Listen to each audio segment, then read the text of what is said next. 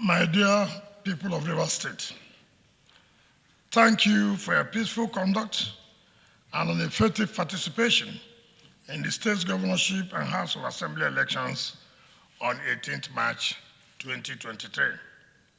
The results already announced by the Independent National Electoral Commission INEC show that the People's Democratic Party PDP has won 31 of the 32 state House of Assembly constituencies. The PDP also won in virtually all electoral wards and local government areas, and our candidate, Sir Simelai Fubara, declared the governor-elect. The APC gubernatorial candidate, Toye Cole, lost his ward and local government area. He lost in almost all electoral units, wards, and local government areas of the state. Toye Cole never ran any effective political campaigns. His party was fractured beyond redemption. He was literally waiting for his godfather and business partner, Rotimi Amaechi, to magically make him governor. Rotimi Amaechi also lost to the PDP in his community, Ubima, his ward and local government area.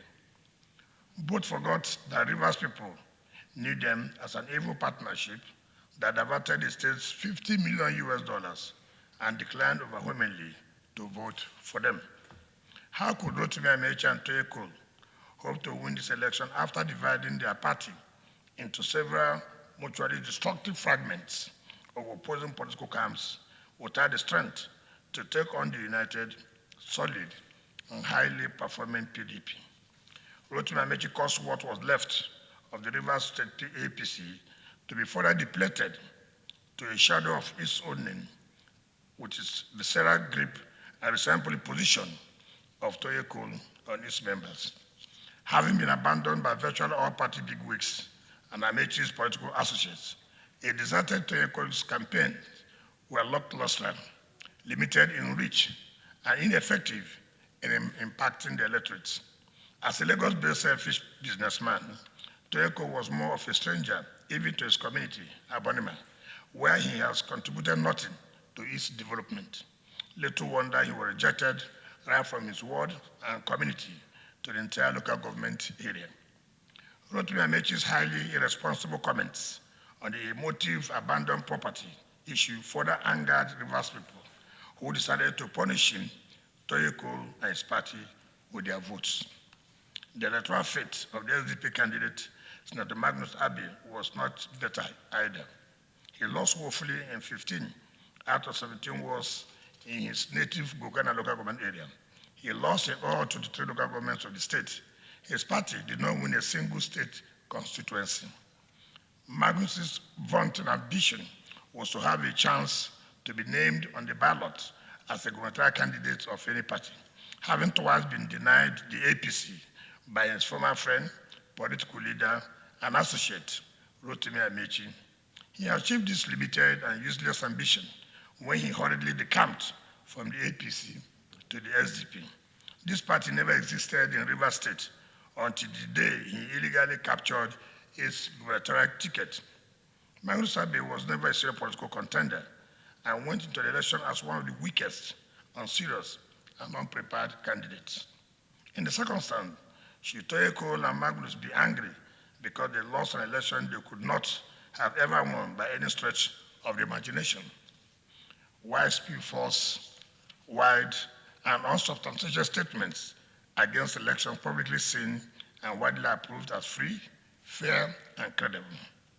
Can Magnus come clean on this election with his relationship with one Lebarando, the INEC Director of Security, who availed him and his supporters with fake INEC security tags? Is it possible under the present voting system for the PDP to rig this election to the extent of winning all 23 local government areas and 31 state constituencies if they were competitive and electable candidates? The truth is that the PDP ran an effective political campaign.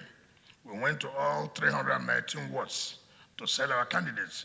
We flagged up and commissioned impactful projects throughout our campaign, which excited the people. Our people are happy and invested their hopes in the PDP because we performed and did the near impossible to advance the state's development. We delivered impactful projects after project across the state. There's no local government area we did not impact with infrastructural revolution. Indeed, we performed to the extent that we were judged by President Buhari and the federal government as the best state government in infrastructural delivery. We did not advance the cause of an Ogoni, Calabari, or Ikwere governor. We were for a Rivers governor. We were for consolidation and continuity, which message resonated and inspired the people to vote for us. It is a sheer hallucination for any other party to think of winning a free, fair, and credible election against the PDP in Rivers State with our overwhelming presence, acceptability, and excellent performance in government. Thank you for speaking loudly and clearly that Rivers State belongs to the PDP. I thank you again for trusting me. Thank you for not disappointing me. Thank you for acting on our request to return the PDP to consolidate and continue from where we will stop. On behalf of our party, I assure you that we will fulfill every campaign promise to the people of Rivers State. We are also willing to work with the opposition to move Rivers State forward. I have also received assurance from the governor-elect of his willingness to work with the opposition to advance the interests of the state. Nigerians should know Rotimi Amaechi for who he is, a morally bankrupt, haughty, and sadistic character with little political value, if at all. Amaechi widely claimed in his recent interview that the chairman of INEC, Professor Mahmood Yakubu, conducted the worst elections in Nigerian history. He further alleged that Mahmood Yakubu worked under me as minister and confessed that he opposed his reappointment because he was nominated by someone in the president-elect's camp of the APC. The truth was that Mahmood Yakubu never worked under me. Both of us worked in the Federal Ministry of Education. He was the Executive Secretary of the Tertiary Education Trust Fund, supervised by the Minister of Education, while I was Minister of State for Education. At any rate, was Mahmood Yakubu, our next chairman in the 2015 general election in Rivers State when we defeated him and his political party as a sitting governor and Director General of Muhammadu Buhari's presidential campaign? Was it not the same Mahmood Yakubu that conducted the 2019 general election, which the APC and President Muhammadu Buhari won? Was he working for Atiku Abubakar of the PDP when, as a sitting super minister of transportation, he could not win 25% for President Buhari in Rivers State in the 2019 general election? Why did it take this long for Rotimi Amaechi to speak out about his opposition to Mahmood Yakubu's reappointment? What was the motive for his egocentric opposition to his reappointment? In his frustration, Rotimi Amaechi publicly denounced and claimed to know so much bad things about the federal government that he served for 7 years. Yet, he lacked the courage to tell Nigerians what he claimed to know about Buhari's government, which he alleged had totally failed. In saner climes, law enforcement agencies should have invited such a devious and malignant character for hate speech, public incitement, and threat to national security, public safety, and order. By his mischievous statements, Rotimi Amaechi attempted to attribute, locate, and blame his infamous political failures and frustrations in Rivers State on the INEC chairman. In the 2015 general elections, we defeated him as a sitting governor and Director General of the Buhari campaign in Rivers State. In the 2019 general election, we beat him as the President Buhari's super minister and Director General of the APC presidential campaign. He could not even influence 25% of the votes for his party, even after using the army to cause mayhem and attempt to rig the election. In 2023, we defeated him as an ordinary person. This shows that Rotimi Amaechi cannot win any electoral contest with us in Rivers State. We thank God they ran this election without being disqualified by the courts. They would have been claiming something else by now.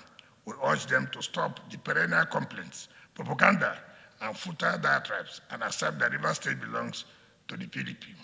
Those who betrayed us now know that infidelity is never a virtue, nor does it pay. However, we are forgiving them, just as the governor-elect has also told me you forgive them if they retrace their steps and return home. I especially thank the Christian Association of Nigeria and other faiths, traditional rulers, the business community, the vibrant youths and women for voting en masse for the PDP. We never take your trust for granted. We appreciate and commend the security agencies' professionalism throughout the elections. Although there were some few security incidents and compromises, the polls were largely peaceful and secure because of your patriotism and commitment to duty. The state government will defray the medical expenses of any security personnel injured during the elections. Finally, on behalf of the people of Rivers State, I congratulate our governor-elect, deputy governor-elect, and 31 House of Assembly member-elects for their resounding victories at the polls. I also congratulate all PDP governors-elect nationwide for the electoral victories. Now that the elections are over, let us close ranks and work together to reclaim, rebuild, and reposition our party based on equity, fairness, and justice to serve and advance our country's unity, security, and progress. Thank you, and may God bless you all and bless our state.